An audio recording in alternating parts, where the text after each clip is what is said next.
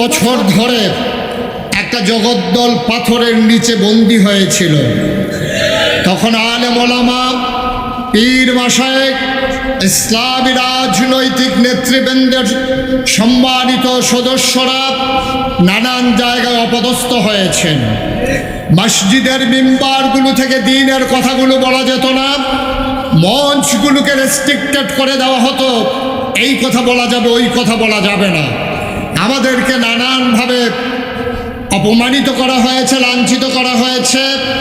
অথচ আমাদের মর্যাদা ১৫০০ বছর আগে কোরআনুল কারীমের ঘোষণার মাধ্যমে আল্লাহ নির্ধারণ করে দিয়েছেন।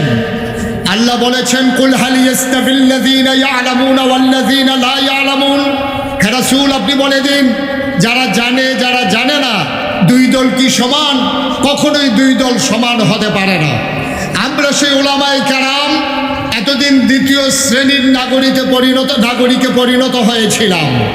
আমরা উলামায়ে কেরাম শতকরা ৯২ জন লোক মুসলমানের দেশে আমরা মাথা উঁচু করে কথা বলতে পারিনি। আমাদেরকে কথা বলতে দেওয়া হয়নি, আমাদেরকে স্তব্ধ করে দেওয়া হয়েছিল। আজকে কুমিল্লা টাউন হল থেকে স্পষ্ট করে জানিয়ে দিতে চাই, যার মর্যাদা আল্লাহ নির্ধারণ করে দিয়েছেন তাদেরকে ইচ্ছা করলেই দমিয়ে রাখা যায় না।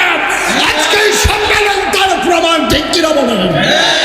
আজকে সম্মেলন প্রমাণ করে দিয়েছে, নিশ্চিন্তে নিঃসংকোচে যারা কথা বলতে পারে, জাতিকে নিয়ে যারা ভাবে, জাতিকে যারা অগ্রসর কর্মীতে পরিণত করতে চায়, এই বাংলাদেশকে মাথা উঁচু করে পৃথিবীর দিকে, পৃথিবীর অন্যান্য দেশের চাইতে যেন স্বমহিমায় গৌরবে উদ্ভাসিত হতে পারে, এই জন্য যারা কাজ করে যাচ্ছেন তারাই হচ্ছে উলামায়ে কেরাম, ঠিক কিনা বলেন? ১৫০০ বছর আগে আল্লাহর নবী যখন দুনিয়া থেকে বিদায় হয়েছিলেন, তিনি যাওয়ার আগে গুরুদায়িত্ব তিনি জানিয়েছিলেন, আনা খাতামুন নবিয়্যিন লা নবিয়্যা বাদি, আমি হলাম সর্বশেষ নবী, আমার পরে আর নবী আসবেন না। এই কথা ঘোষণার মাধ্যমে তিনি জানিয়ে দিয়েছিলেন নবী আর আসবেন না। কিন্তু নবুয়তের যে দায়িত্বটুকুন, ইসলামকে এগিয়ে নিয়ে যাওয়ার জন্য যারা ভূমিকা রাখবে, আল উলামা ওয়ারাসাতুল আম্বিয়া, উলামায়ে কেরাম হলো নবীর ওয়ারিস। সে দায়িত্ব নবী করিম সাল্লাল্লাহু আলাইহি ওয়াসাল্লাম আমাদেরকে দিয়ে গেছেন। সুতরাং আমাদের দায়িত্ব, যার কাছ থেকে আমরা ওয়ারিস হয়েছি, ওনার মর্যাদা অক্ষুণ্ণ রাখা, ওনার মর্যাদা অটুট রাখা, ওনার চরিত্রে যারা কালিমা লেপন করতে চায় তাদের দাঁত ভাঙ্গা জবাব দেওয়া, এটা উলামায়ে কেরামের দায়িত্ব, ঠিক কিনা বলেন? আমরা আফসোসের সাথে লক্ষ্য করেছি, আজকে বিভিন্ন ঘরানার মানুষের উপরে নানানভাবে ইসলাম বিদ্বেষী শক্তি আমাদের কম বুঝার কারণে, আমাদের চিন্তা শানিত না হওয়ার কারণে আমরা নবীজির জন্মদিনকে নিয়ে যেমন করে মাতোয়ারা হয়ে যায়, গোটা নবীর জিন্দেগি নিয়ে, আদর্শ নিয়ে আমরা সেই মাতোয়ারা হই না।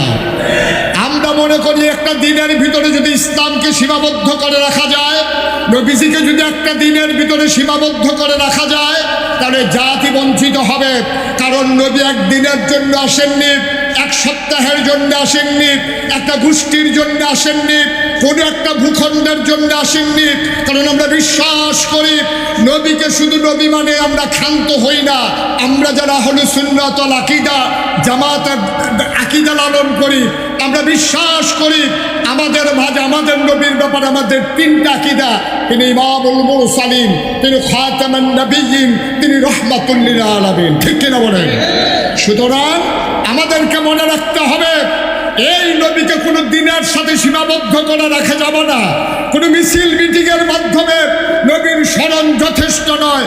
কারণ আল্লাহ নিজেই বলেছেন, লাকাদ কানা লাকুম ফি রাসূলিল্লাহি উসওয়াতুন হাসানা।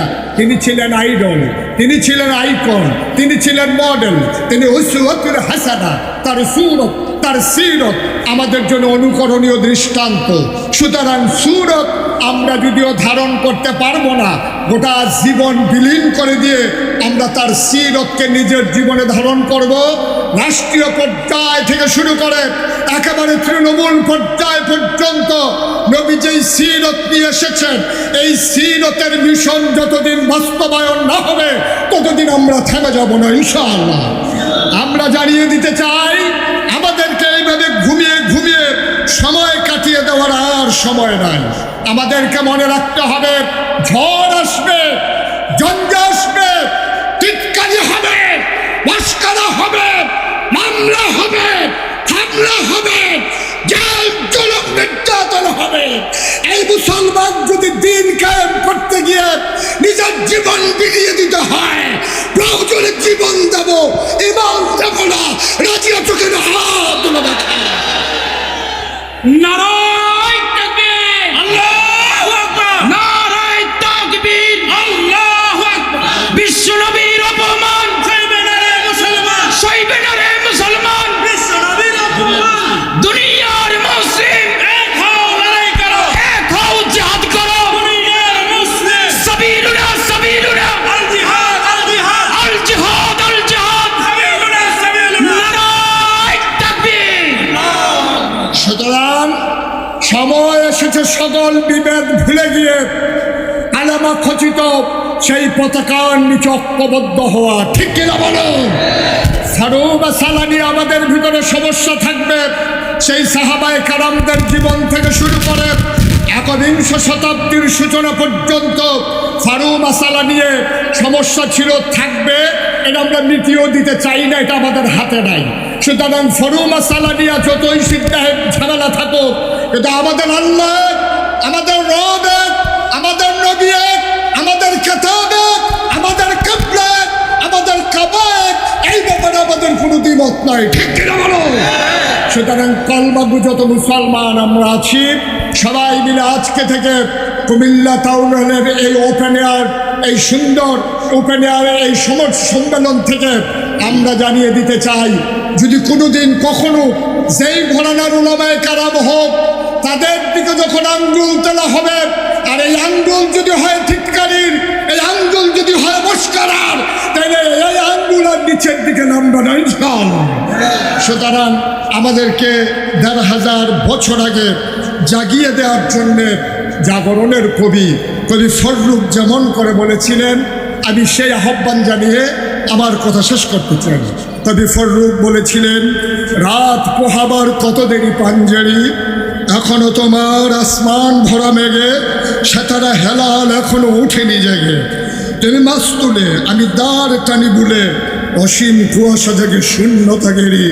রাত পোহাবার কত দেরি পাঞ্জেরি, দীঘল রাতের শ্রান্ত সফর শেষে কোন দরিয়ার কালো দিগন্তে আমরা এসেছি, আমরা পড়েছি এসে। ঘন সিয়া জেন্দেকানির বাপ তুলে মার্সিয়া ব্যথিত দিলে তুফান শ্রান্ত খাপ। অস্ফুট হয়ে ক্রমে ডুবে যায় জীবনের জয় বেরি। তুমি মাছ তুলে আমি দাঁড় টানি বুলে, সম্মুখে শুধু অসীম কুয়াশা হেরি। রাত পোহাবার কত দেরি পাঞ্জেরি। গোটা জাতি যেন আমাদেরকে ডেকে ডেকে রাত পোহাবার অপেক্ষায়, সেই অমানিসাকে ভেদ করে পূর্ব দিগন্তে সেই শুভে সাদেকের অপেক্ষায় যখন প্রহর গুনছে ৫ই আগস্ট, আমার ছাত্র জনতা তার জীবন দিয়ে প্রমাণ করে দিয়েছে, রাত পোহাবার আর দেরি নাই, রাত পোহে গেছে।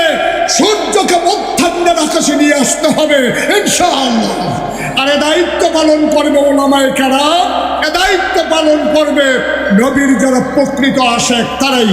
আসুন সবাই মিলে গর্জে উঠি, আসুন সবাই মিলে জানিয়ে দেই, আসুন সবাই মিলে জেগে উঠি, আমরা ছিলাম, আমরা আছি, আমরাই থাকবো ইনশাআল্লাহ। আসসালামু আলাইকুম ওয়া রাহমাতুল্লাহ।